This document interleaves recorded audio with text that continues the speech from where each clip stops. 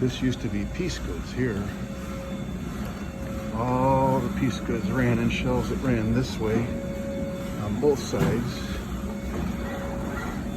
Piece goods was run by a guy named George Mancini, and assistant was Guy McNamara.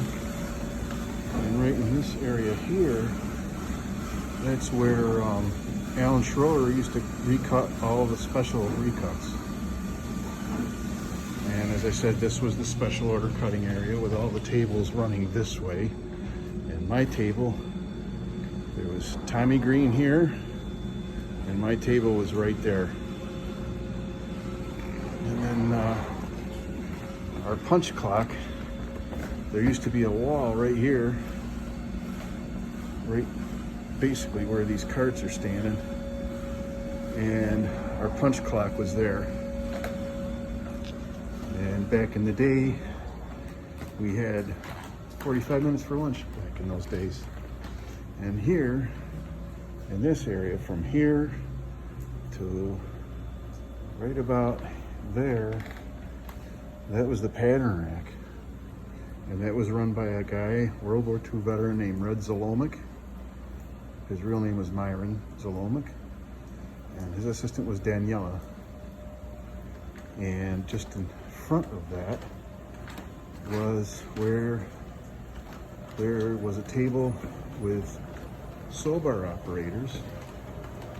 They worked right in this area here. There was maybe 3 or 4 soul bar machines. And then, like I said, the pattern rack, and then against here, up along the wall, there was an assembly area.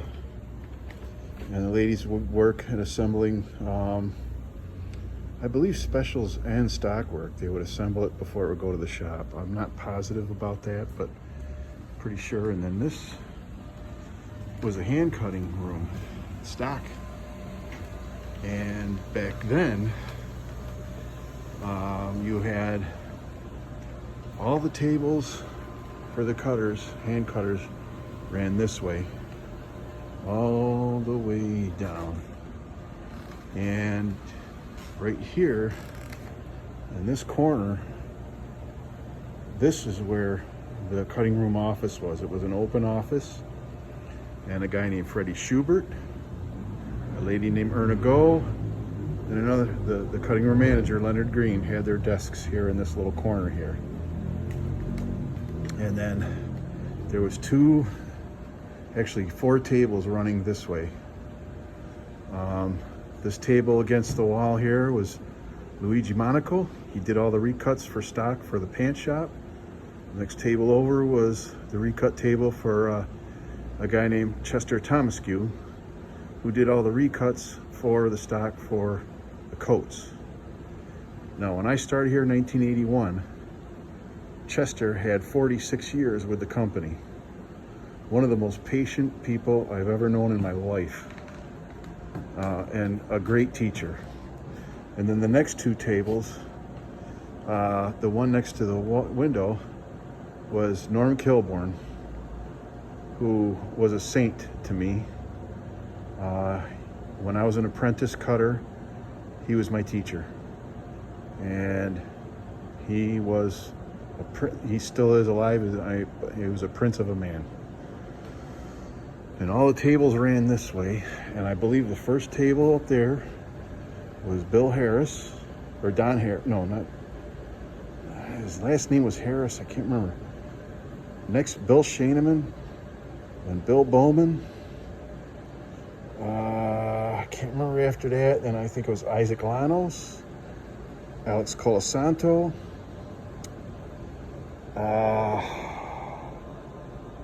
Next one, I can't remember. I think it might have been me for a bit. And then there was Frank Maggiolini. Ray Heberly. Kenny Litchworth. Val Bulow. Oh, God. I can't remember them all. There was a Patsy Cambio, John Strobel was a cutter for a bit when I first started here. Ralph Montemuro and Ralph Colasanto. Ralph Colasanto and Alex Colasanto were brothers. And then in the back corner there was a guy that cut the undercollars. His name was Teddy. And he always said, "Hello there." That was his famous thing. And none of these machines were here. This was not here. And it's progress for you. We have all these machines in an empty cutting room now. I don't see that as progress, unfortunately. I just don't see it. But that was a glory days when I first started here. Half these guys were World War II or Korean War veterans. Had a few Vietnam veterans, Val Bulow being one of them, Dan Schelt being another one. Norm Kilborn, Korean War. Don Job, Korean War.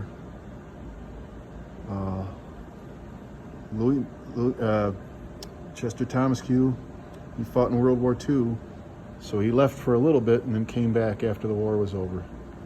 Thank God he survived. But 19 years old, starting here and working with all these guys, I didn't realize at the time that I was in the presence of greatness. These guys were heroes, and I didn't realize it. And their absence is definitely felt. And I know it sounds morose, but I long for the days when I first started here.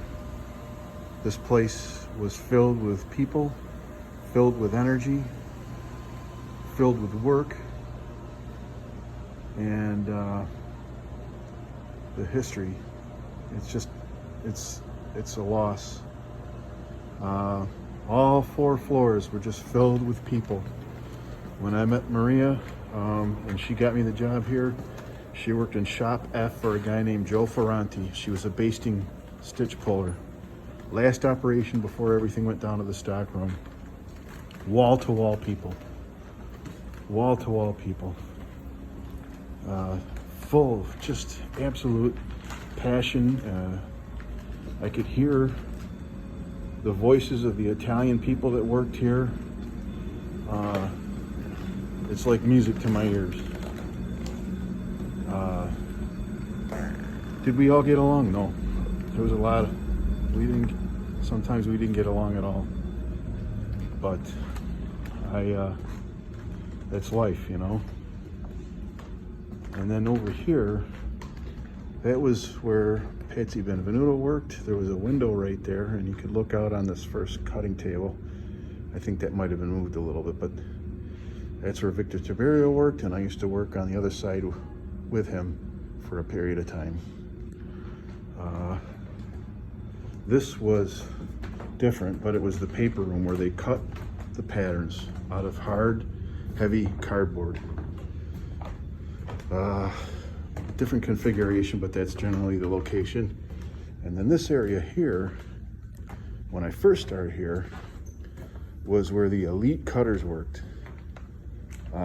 You had guys that cut overcoats and very important stuff that had to be cut accurately and well. And we had guys that used up and down machines. We had 2 kinds of cutters.